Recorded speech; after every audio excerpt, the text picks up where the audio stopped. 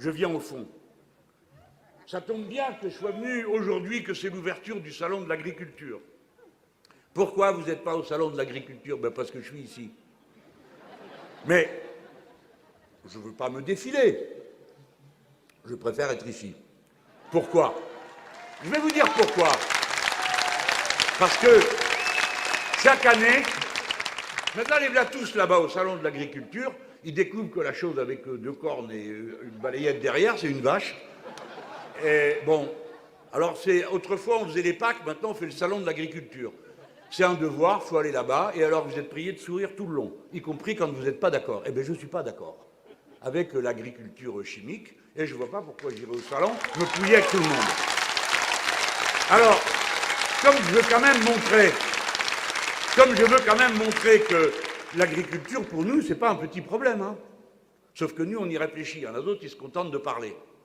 Parce que l'agriculture, nos paysans, ceci, cela, d'accord. Tous les 2 jours, il y a un paysan qui se suicide. Ça n'a pas l'air de vous alarmer. Pourquoi? Quel genre de chienne de vie on leur a fait pour qu'ils en soient rendus à ça? Alors, il y a du pesticide dans 90% des urines des Français. Ça n'a pas l'air de vous chagriner. Pourquoi? Ça ne vous pose pas un problème? Vous pensez qu'il n'y a pas de rapport entre la contamination de toute la population française, toutes les rivières, et l'augmentation d'un certain nombre de maladies et de cancers? Mais il n'y a que vous qui croyez ça. Parce que nous savons tous le contraire.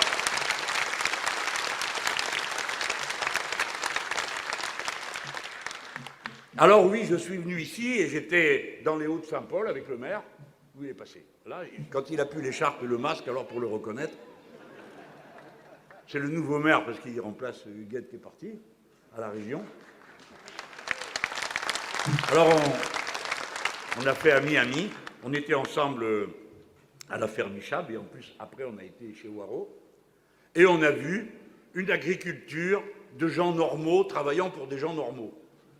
Mais ce qui est intéressant à voir, qui fait que dans ce domaine comme dans d'autres, là aussi vous êtes à l'avant-poste, c'est qu'on a dit « Ah, ben ils ne sont pas dépêchés, les réunionnais, de faire des grandes exploitations hein, pour exploiter un produit. » Eh bien non, ils sont restés sur plusieurs productions en même temps. Si bien que chez Waro, ils font un peu de vache, ça m'a fait drôle de voir des limousines à La Réunion, un peu de vache, et puis, non, l'ananas, c'était chez toi. Il n'est pas sur la tribune. C'était à la ferme Micham. Un peu de vache, le fruit du dragon, vous connaissez, j'espère. Remarquable. Le gars qui cultive ça, on peut l'appeler Batman, parce qu'il fait le boulot de la chauve-souris qui n'existe pas à La Réunion. Et donc, il faut qu'il aille la nuit avec son petit machin, là, pour féconder, pour que les fleurs, pour qu'elles donnent, parce qu'il faut se dépêcher, puis ça ne dure pas, hein, c'est une journée.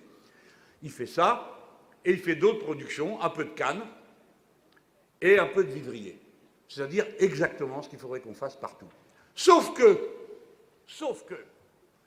la moitié des paysans qui restent encore sur le territoire de l'Hexagone, ils s'en vont à la retraite dans les 12 ans qui viennent.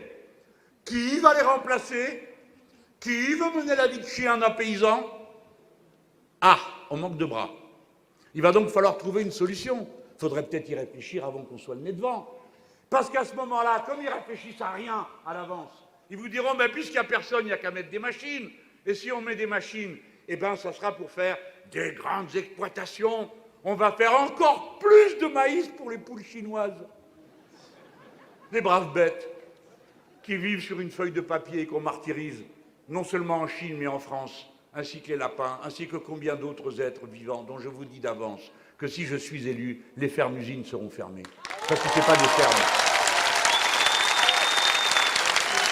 Et je reste sur l'agriculture. Si vous n'avez pas la main-d'œuvre formée, vous l'avez vous ici à La Réunion, la main-d'œuvre formée, vous avez donc une avance. C'est Hicham, c'est Waro qui ont raison. Et c'est comme ça qu'il faut faire. Le maire, pendant qu'on était là-bas, on discute. Moi j'aime bien, vous savez, j'ai horreur, maintenant j'ai l'âge, hein, d'avoir horreur des formules qui ne veulent rien dire. Dire, moi, non, mais après on vous demande des comptes. Vous marquez dans votre programme, il y a qu'à, faucon, il faut, bon d'accord, il faut, il y a qu'à, faucon. Mais qui c'est qui va le faire? J'en ai vu des copains qui dirigent des gouvernements dans des pays. Alors on prend des grandes décisions, hein, et puis il n'y a personne pour le faire. Résultat, ben, il ne se passe rien. Alors les gens disent, ah, c'était bien la peine qu'on vous élise si vous n'êtes pas capable de faire quelque chose. Donc j'ai demandé au maire, je lui dis, écoute, toi tu crois que c'est possible ou pas d'arriver à développer un marché du bio qui permette au Haro et à d'autres hein, de vivre, etc. Le maire me répond, la communauté d'Aglo, on a besoin de 13 000 repas par jour. On fait 13 000 repas bio, ça on peut le commander. Le paysan, lui, si vous lui dites que vous allez lui demander tous les jours de quoi remplir les assiettes de nos gamins avec les légumes de saison, les fruits de saison, et si possible, pas des fraises qui arrivent en plein hiver, et ainsi de suite. Si vous lui dites ça, le paysan, il sait quelle machine il doit acheter. Il sait combien de gens il peut embaucher, parce qu'il a du temps devant lui. Il a une planification possible. Voilà pourquoi le concept de planification écologique qui est au cœur de notre programme est un concept efficace. Ce qui n'est pas efficace, c'est le marché. Le marché, c'est la cata.